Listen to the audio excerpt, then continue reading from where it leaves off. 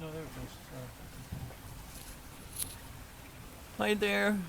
This is actually day number 4 of our trip, Marty's and mine, along the East Coast. We started on June 1st, Sunday, around 12:30, leaving the marina, Cooper River Marina, precisely in Charleston.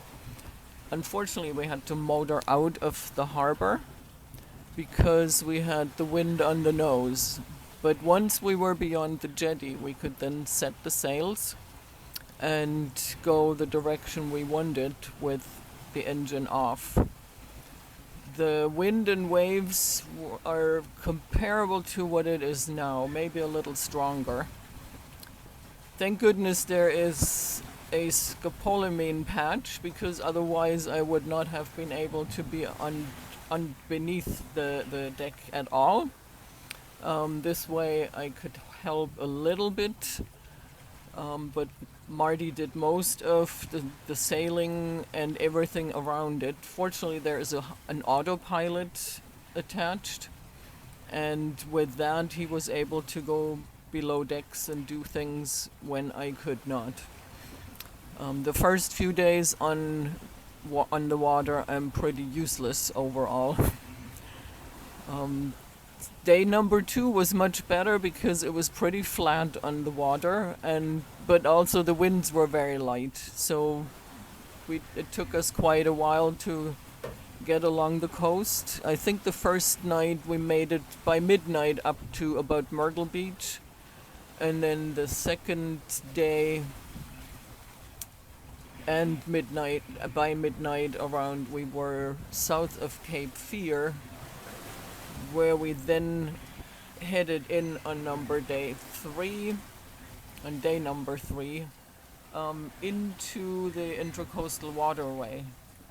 Reason being that the wind was now coming from exactly the wrong direction, and we wanted to cut off a big detour around, it's called Frying Pan Shoals, around or below Cape Fear, and that way we were able to cut that short.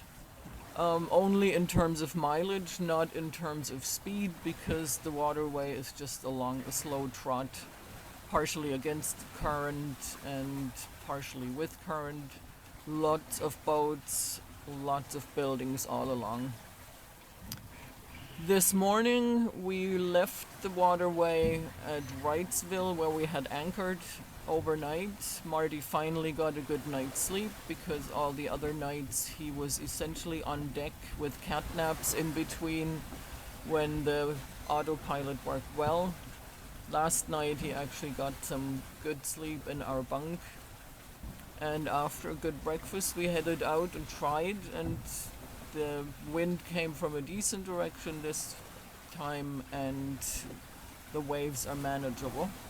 So now we're on our way to Moorhead, North Carolina, where we're going to go on the intracoastal waterway yet again to cut off another shoals that Cape Hatteras, where you have to go out quite a bit offshore to get around all the shallow parts, and by going inside the waterway you can cut that off.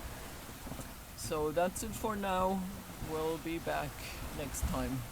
Bye.